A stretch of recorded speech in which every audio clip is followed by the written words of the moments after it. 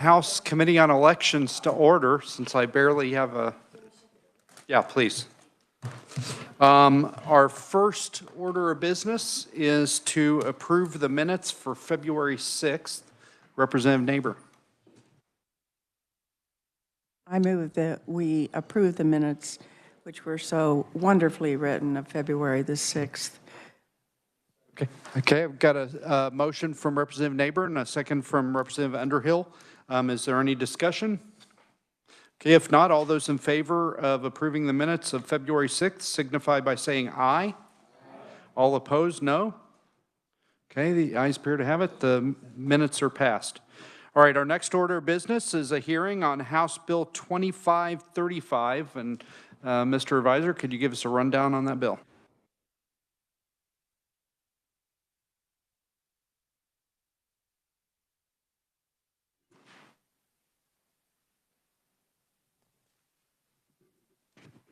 Mr. Chairman, members of the committee, Mike Heim with the Revisor Statutes Office. This bill should be familiar because the committee passed out a bill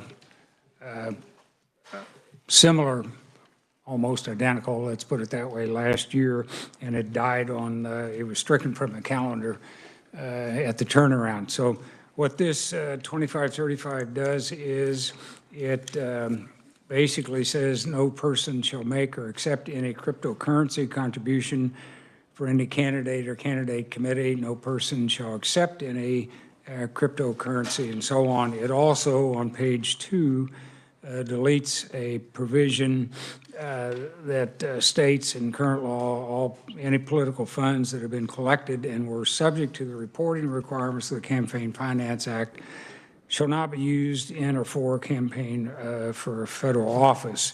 When the bill passed out of committee last year, that language was reinserted by a committee amendment. But anyway, I'll try and answer questions if you got it. Okay, are there any questions for the revisor? Representative Berquist. I answered my own question before I got going. Thanks. It's the simplest kind of answer. Okay. Are there any other questions for the revisor? Okay, seeing none. We're going to move on to our the only conferee I have listed, which is Mr. Mark Skoglund, who I believe is on WebEx. I am. Thank you very much. Welcome to the committee, sir. I appreciate that very much, and thanks for letting me attend on WebEx while I'm sick at home with COVID. It's fun. So I'll be brief because we talked about this bill quite a bit last year, and we actually went through a lot of an in-depth description of the types of things that could be done to regulate cryptocurrency contributions. And then the committee ultimately said, well, if we just banned it instead, would you support that? And there was no hesitation. The answer is yes, we would support that. It's simpler than anything else. I won't belabor the point too much, but I'll just mention that one of the big issues is that cryptocurrency is functionally unauditable in much the same way that cash contributions are. The federal prohibition that is struck from this bill, frankly, we don't know why this was ever part of the Campaign Finance Act, about why political funds collected under the CFA could not be used in or for the campaign of a federal elective office candidate. That's a broad prohibition with no exceptions at all, which means central committees can't legally go buy signs for presidential candidates, House candidates, Senate candidates, things like that. They're just state candidates. That doesn't seem right. It doesn't seem like it serves an anti-corruption end, and it seems to limit certain speech in various ways. And so it was our recommendation to allow PACs and parties to do this. And so striking it functionally does that, because candidates still can't use their campaign fund for federal candidates. That's not a permissible use. So striking it actually accomplishes that end very cleanly. The only thing I might mention, and I don't know if the committee wants to tackle this or not, I do have a recommendation that banning cryptocurrency is very helpful and resolves a lot of underlying issues with cryptocurrency. To really get the full scope of the problem, I might recommend that the committee also include that campaigns cannot hold cryptocurrency as a campaign asset so that they can't invest in cryptocurrency because that creates the same auditing issues. There's less concern about money flowing in from external bad actors, but you still have some issues involving transparency there as well. But I don't know if the committee wants to deal with that as part of this ban or not. So that'd be it. I can take any questions at the appropriate time. Thank you. So before I open the floor to questions committee, we have you listed as an opponent on this bill. Is that accurate? And if so, why? On 2535, I'm a proponent. It's 2519 that I am an opponent on, but only for technical reasons. And I'll talk about that. Okay, but that clears it up. I'm Thank a you. strong proponent of 2535. It Okay. actually serves the purpose of a commission recommendation last year, 2 commission recommendations actually from last year's annual report. All right, committee, are there any questions for Director Skoglund? Mr. Vice Chairman. So, Mr. Skoglund, part of the bill is also about striking this section F about political funds as far as the campaign for a federal office. And can you explain that a little more? I mean, there still seems to be some sort of limits in the general D&E and such, but can you explain a little more what that's about? Sure, it's separate from the cryptocurrency discussion, really. This is about quite a while ago. We're not really sure all the origin for it, other than that it was not a commission recommendation. This language creates this prohibition where no funds collected under the CFA, which means any funds that are collected by any PAC that's registered with the state, any funds collected by a party committee, which is registered with the state, can't use those funds to advocate in any way for federal candidates. So we actually ran into quite a few major problems with central committees who, frankly, we didn't want to be enforcing this law in this way either. We didn't think it served much of an end, but central committees were, as you might expect, buying signs as part of maybe fundraisers, things like that, to support their federal candidates. Sometimes it was a federal House candidate, federal Senate candidate. Most commonly, it was a presidential candidate, either. And so that is a prohibited act because of this prohibition. And we don't think this serves any end at all. And we think central committees in particular, that's who we're really primarily concerned about here. But we don't see any reason why PAC shouldn't be able to do this either. If there's FEC regulations that are affected, that's up to the FEC. I don't see a reason why we need to get involved with that. So striking it solves that problem and lets these central committees engage in the advocacy for which they're really intended to engage in.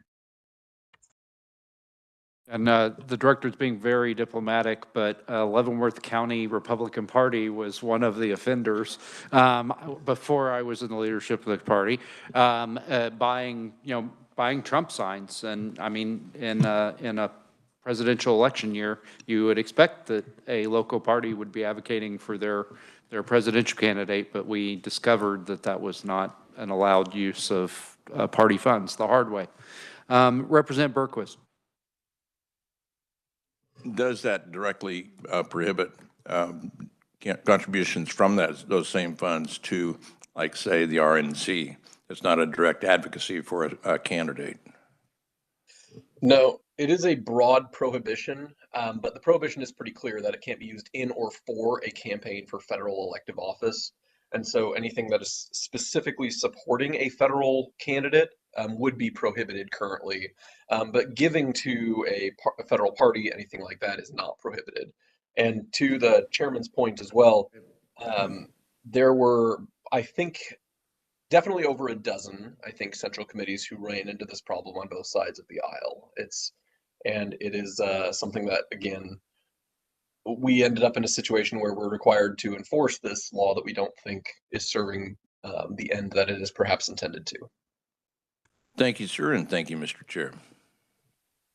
Are there any other questions for Mr. Skoglund? Okay, seeing none, are there any other people wishing to speak as proponents on House Bill 2535? Or neutrals or opponents on 2535? Okay, seeing none, I'm going to close the hearing on House Bill 2535 and open the hearing on House Bill 2519. Mr. Revisor?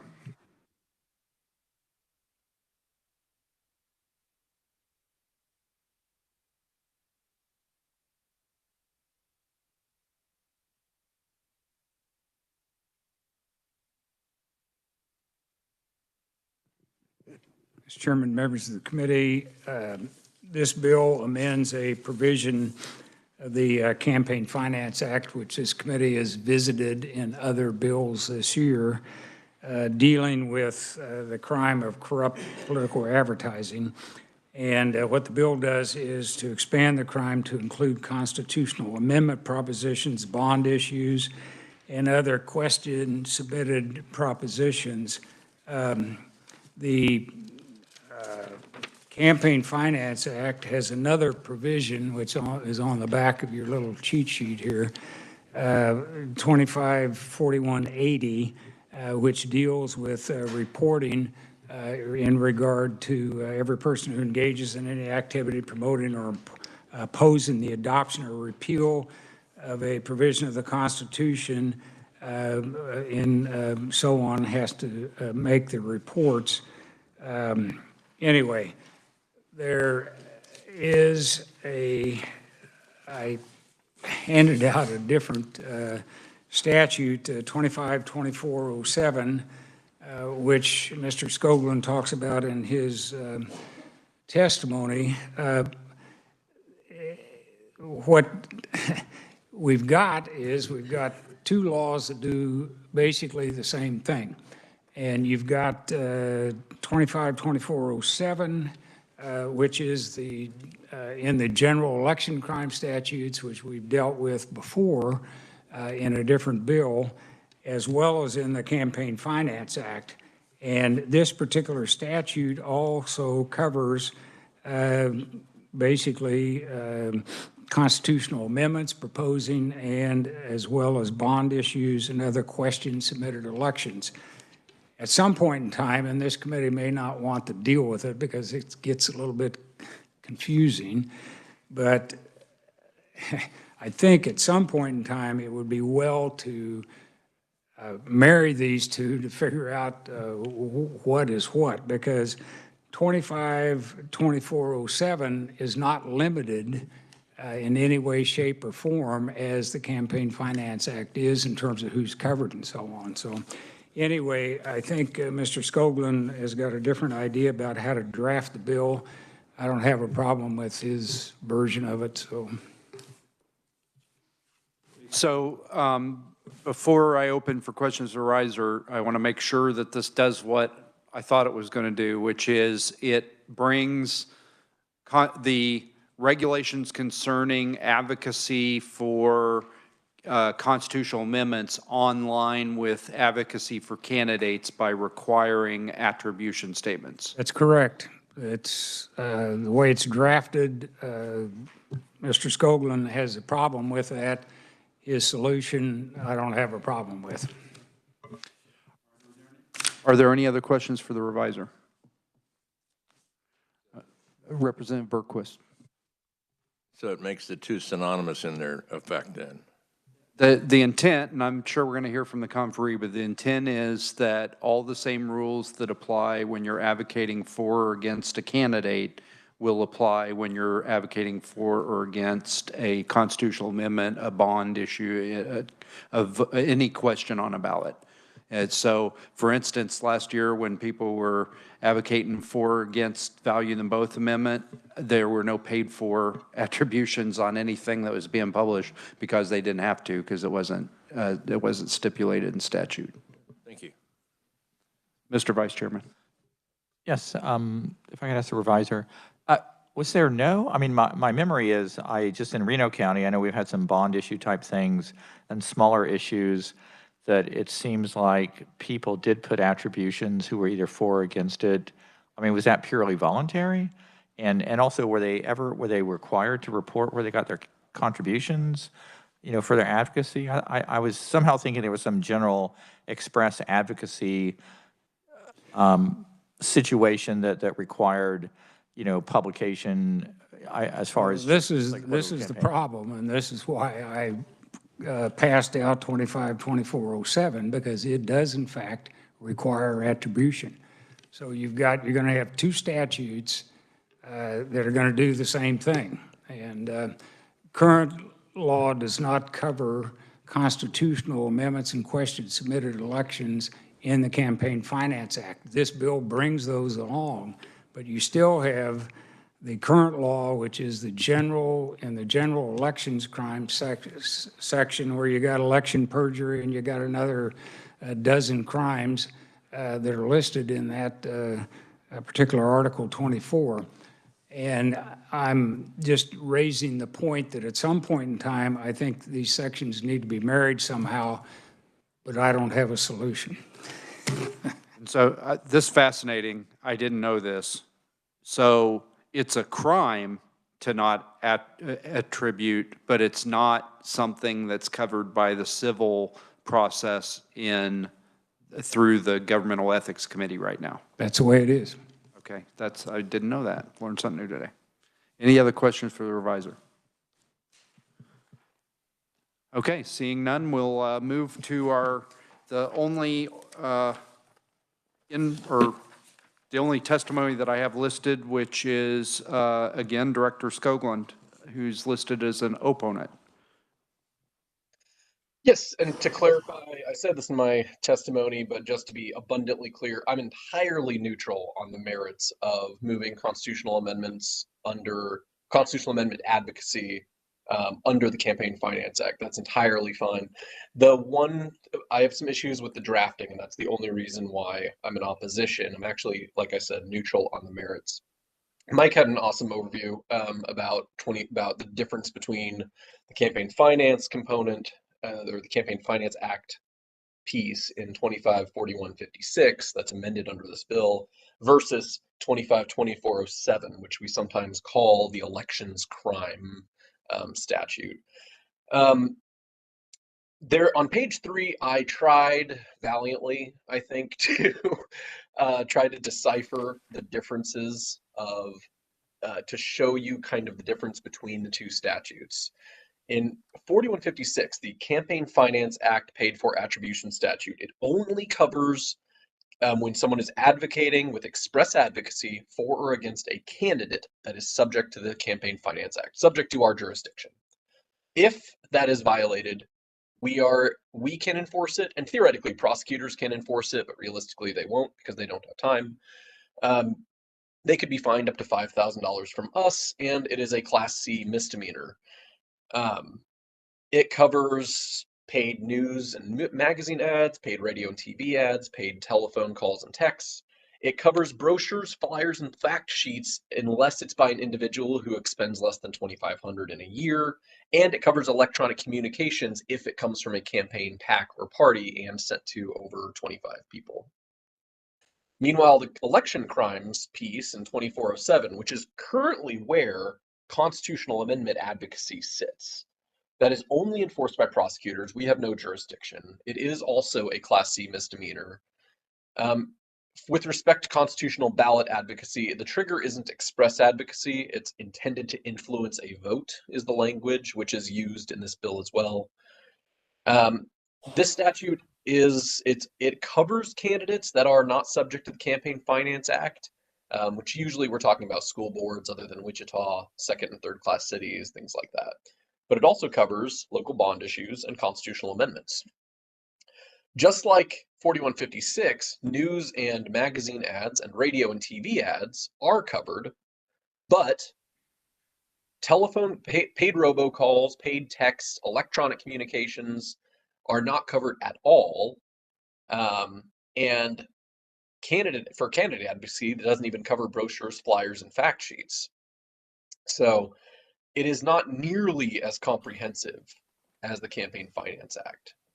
I think the goal of this bill, and I think that was just confirmed, is to have constitutional amendment advocacy, not have all these more or less, you can call them loopholes. I think that's fair, that currently exist in the election crime statute and move it into our jurisdiction, but also subject to the more clear requirements so that paid for attribution will appear on these items more commonly. I'm not going to go through all of my issues with the current language. I think the current language is a really good effort at trying to simplify a statute that is frankly long. But I think in doing that, it created some language issues that I think undermines actually the entire statute. It would make it very difficult for us to enforce paid for attribution under the current language.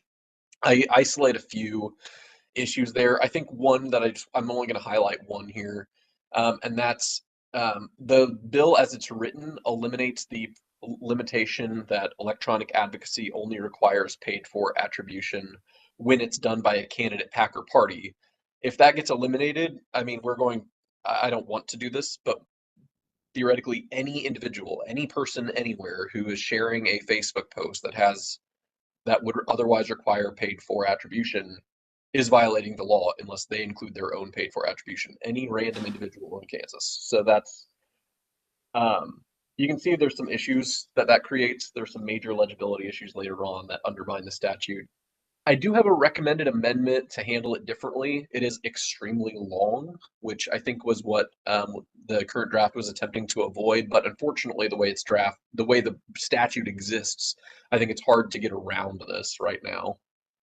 I'd love to take a tackle at simplifying this in future. The revisers are a lot smarter than I am on dealing with this kind of thing in particular, and I'm sure they have great ideas. I'm sure Mike's got a great idea on how to make this more concise in future, but as the statute stands right now, this is probably the cleanest way to do it. And it does exactly what the chair indicated, is that it moves constitutional ballot advocacy specifically under our jurisdiction and makes it subject to all the same requirements that any express advocacy would. I can take any questions.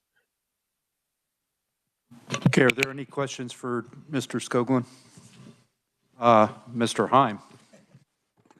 I have a question. Is there a need for what's in 25-2407 if it goes into your statute, that the Campaign Finance Act? Yeah, so I'm having a hard time figuring out which one would apply. I'm going to be honest. Please do not put second and third class cities and local bond issues under our jurisdiction, because it's all we would ever do. We already have 1,100 candidates under our jurisdiction, and having to do paid for attributions for all elections, including school boards and everything else, would be that'd be a big lift, I think, for us. Our fiscal note was drafted anticipating just constitutional amendments moving in, because I thought that was probably the goal of the bill. But 2407 exists basically, so there is still a legal requirement for these other entities to be putting paid for attribution on things. I think 2407 should be updated, but not all of that can really fall under our jurisdiction as it stands. Well, my concern is not, I understand that the statute over in Article 24 deals with cities of second and third class and so on, but when you're looking at the amendment dealing with constitutional questions and so on, I guess you're relying on the scope of the Campaign Finance Act, but this statute itself doesn't limit it. It's any person that does these things. And I mean, I don't know how, if you live in a second or third class city, are you arguing that you're not going to be covered by this?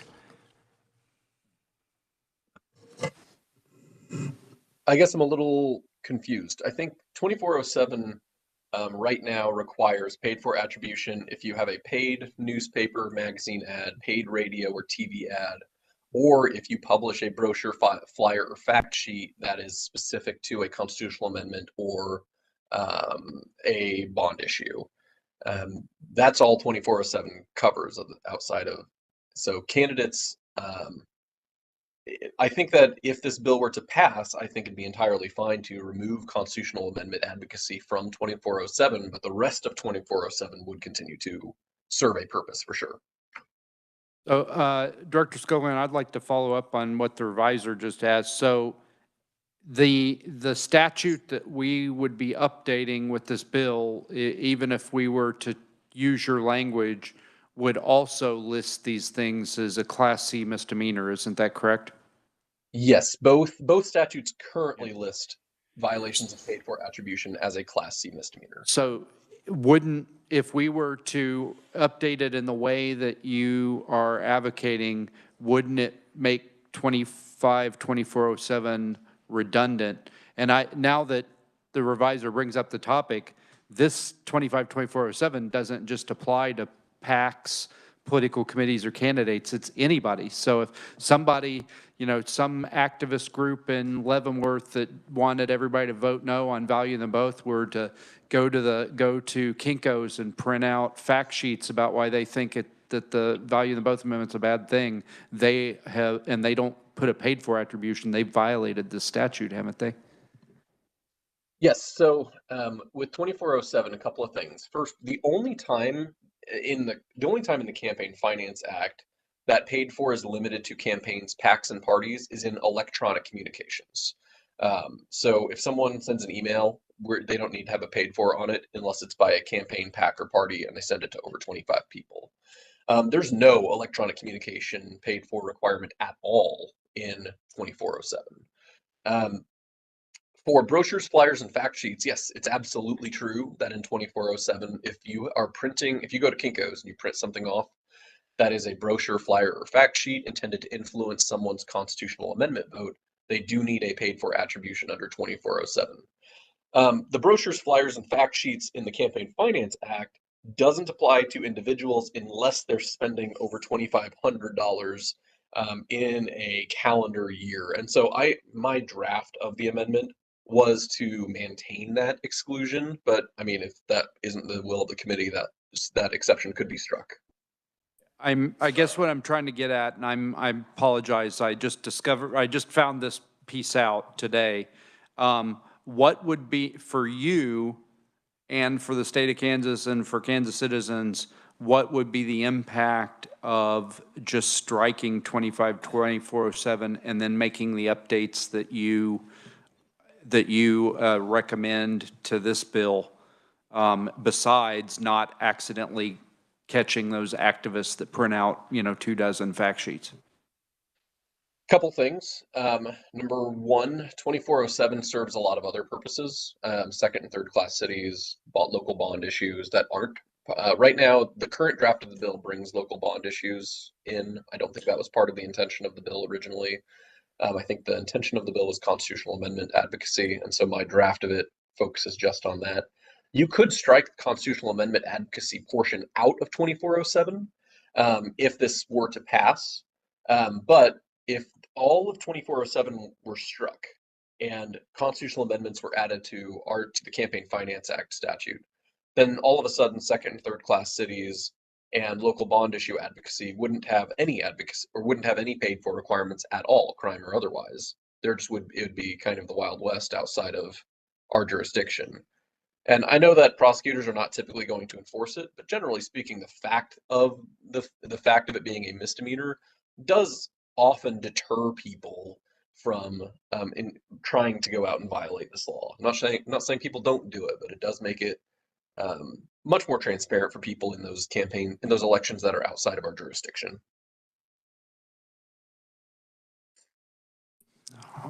Okay, are there any other questions for Director Scoggin, Mr. Vice Chairman?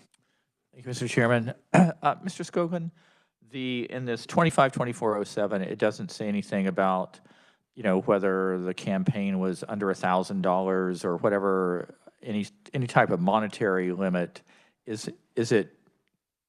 Does that mean that it's irrelevant? I mean, that it's just the fact it's a campaign, it doesn't matter how small, under 2407, that it should have the paid for attributions?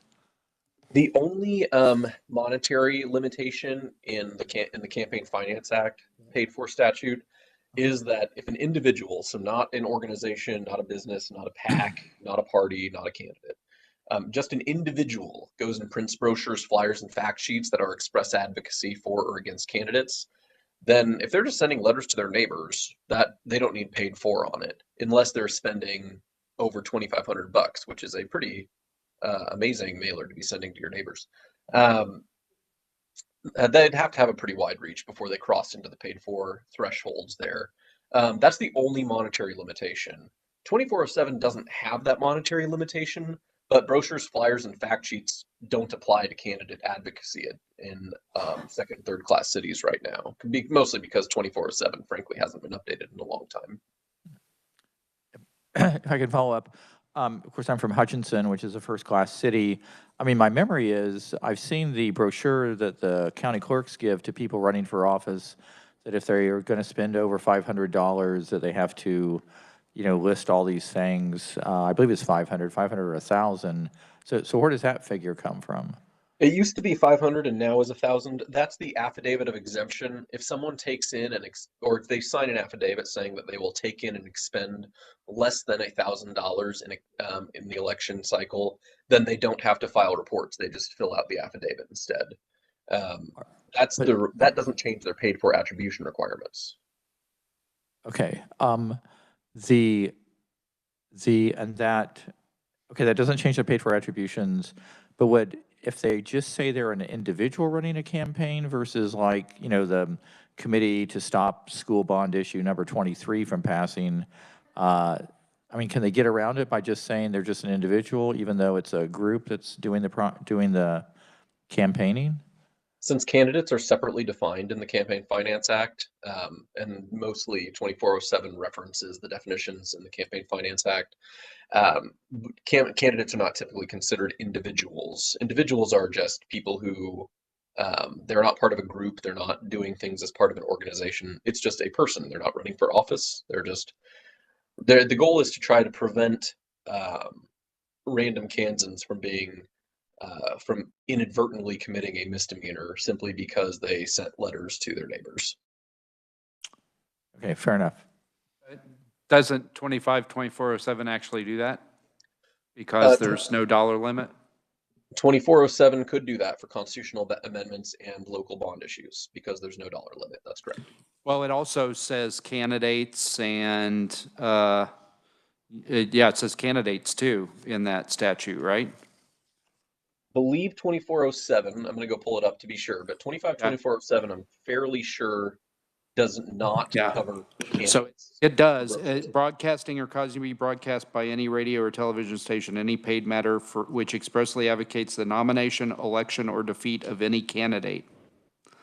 And so if according to this, if my next door neighbor really doesn't like me and prints out a fact sheet about how I don't mow my lawn regularly or something and hands it to a bunch of his neighbors, if it's expressly saying you shouldn't vote for this guy, then he just violated 2407, didn't he?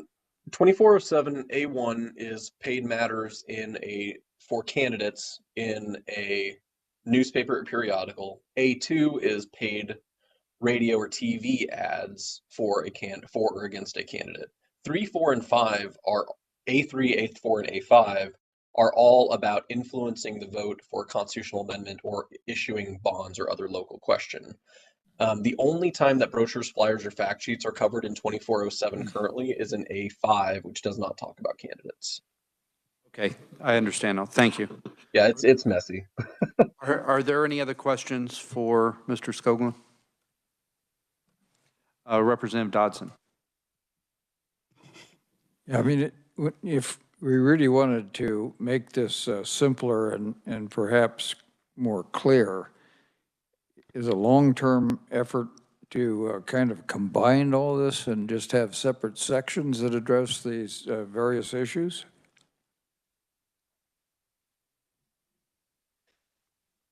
Is that question for me, sir? Yes, please. Yeah, that's more or less how the current statute is drafted, is that it has different subsections for each type of media. My recommended amendment handles the constitutional ballot. Essentially, it brings them in as separate subsections. I did combine newspapers, magazines, radio, and TV, which currently are 2 separate subsections. There's not really a reason for them to be separated, especially if we are eliminating advertisement or ADV as opposed to paid for. That's the only reason they're separate now. So my recommended amendment actually unifies that in a very small attempt to maybe make it slightly more concise, but otherwise it just brings in separate subsections for constitutional ballot advocacy. Right, are there any questions for Director Skoglund? Mr. Heim would like another bite at the apple. Mr. Skoglund, is there anything, anybody that would advocate for a constitutional amendment one way or the other in your language that wouldn't be covered by your language? So is there any reason why constitutional issues should be still covered in 252407? No. Okay. I wish every answer to every campaign finance question was one word. Okay. Are there any other questions for Director Skoglund? Okay, thank you very much for your testimony. I don't have anybody else listed as proponents, opponents, or neutral. Is there anybody wish to speak to the bill? Okay, seeing none, I'm going to close the hearing on House Bill 2519.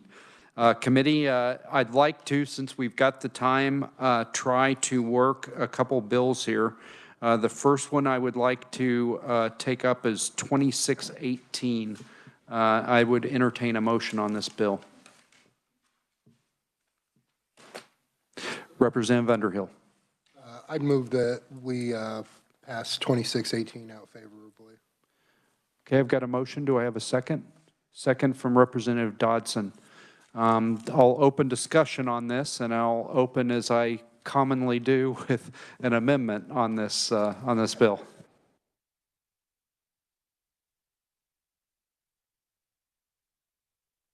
Representative Neighbor. Thank you, Mr. Chairman.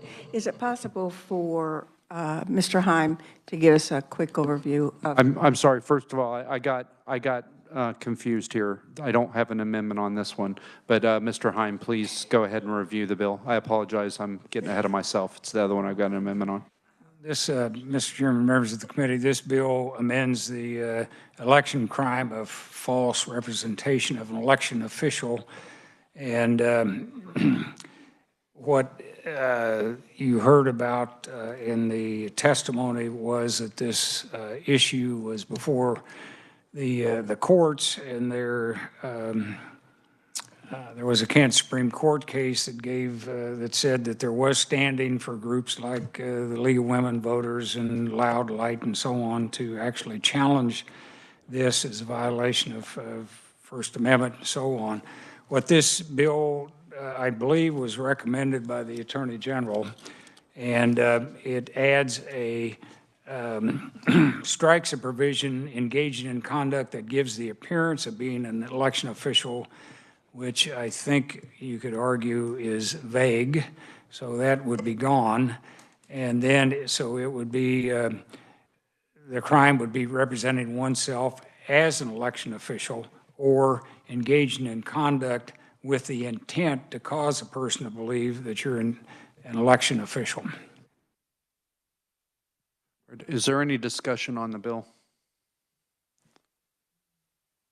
So one of the opponents took issue with the fact that we weren't listing what activities would put them in jeopardy of being in violation of this rule.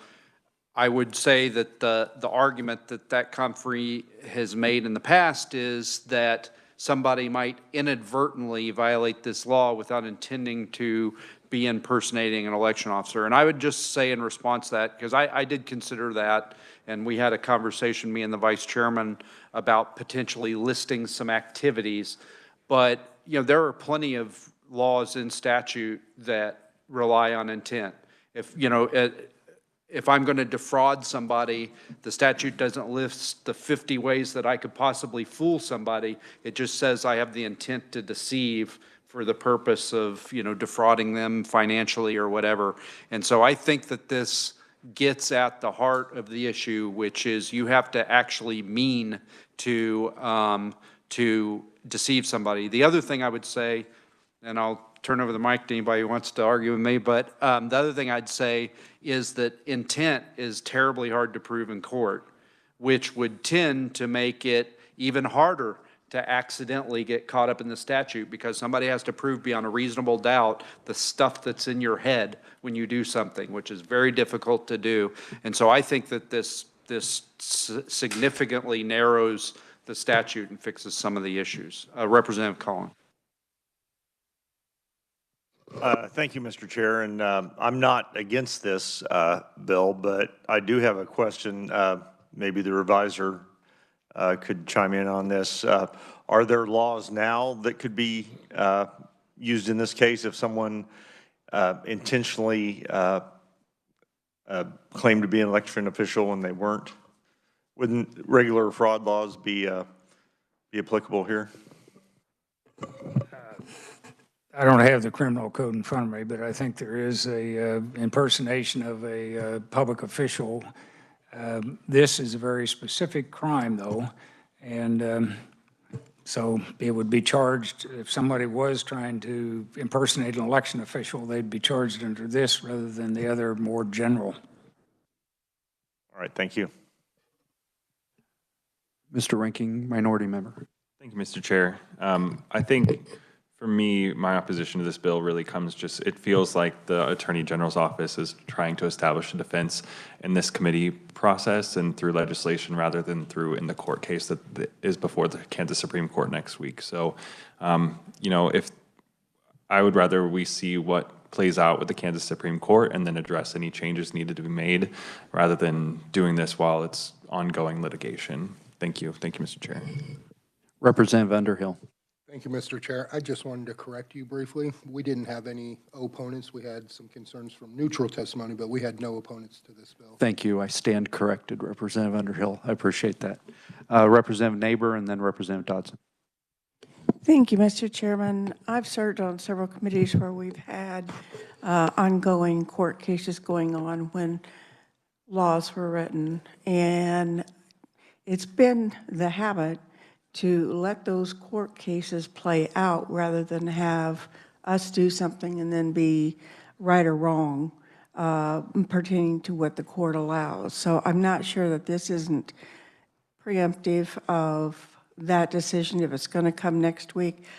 I think we owe it to the courts and the people that are participating to at least get that interpretation or verdict before we go into trying to make changes. Thank you.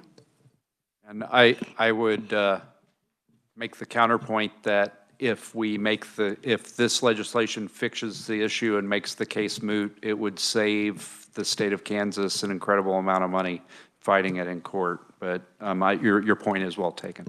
Representative Dodson. Thanks, Mr. Chair. I'm fairly comfortable with the language. We have, I don't know how many statutes that say things like a reasonable person would assume. And, you know, if we went about changing all of those, I'm not sure we'd unwind the whole justice system. But other ones that we've written say the following and not limited to, and that's a huge laundry list of things. So we can get at this either way, and I think the way this is crafted is probably the better way rather than try to put down a laundry list of things, because one will be omitted and then that'll cause more problems. Representative Hoagland. Thank you. I may have misunderstood your last statement about trying to get this done before the court case is completed. Just addressing Representative Neighbor's concern that we should let the entire court process unwind, and I was just making the counter argument. Not sure if where I fall on the representative's concern, but if this change to the law made that case moot and the case was dismissed because it was no longer relevant, it would save us a lot of money because, I think Sunflower State Journal had an article the other day about the millions of dollars that the state's paying having to defend laws that get passed in the legislature on elections in court. This would be one less one that they would have to spend money to defend. That's the only point I was making. So this was brought so that that case would be moot? I can't speak to the motives of the Attorney General's office. I was just speaking to the point of us potentially making a decision on a topic that's before the court. Okay, thank you. Representative Neighbor. For the second time, sorry. I know that. I think that's just the issue. Things come before us and we attempt to make them go away. And this is an attempt, win or lose. And it's fine if it's found to be moot, and it's fine if it's found to be the other way. But the AG's office brought this to us, and they have several lawsuits that have been lost and we've paid for. And I think we need to understand that there are 3 branches of government, and we let each one do their part. And then if we need to come back and clean something up, that's fine. But if we make laws that are really not appropriate at the time, or we didn't make them right, we need to go back, listen to the courts so we don't do it again. Thank you. And I'd say we do have 3 branches of government, 3 co-equal branches of government, and the role of our branch is to make is to express the will of the people by making our legislative intent clear. And I think we would all agree that the bill that we passed a couple years ago did not make the legislative intent clear, and so I think we do have a role in making it clear what we meant. So, are there any other comments? Okay, seeing none, Representative Underhill, would you like to close on your motion? I close. Okay, you've heard the motion from Representative Underhill. All those in favor of passing House Bill 2618 favorably signify by saying aye. All those opposed, no. Okay, the ayes appear to have it. The ayes do have it. Would anybody like their vote recorded? Representative Hoagland, Representative Neighbor, Representative Oropeza, and the ranking minority member would like their votes no recorded. All right, thank you, committee. I think we've got a little bit of time, so I'd like to move on to House Bill 2616. I'll start this time in order by asking the reviser to explain to us what this bill is.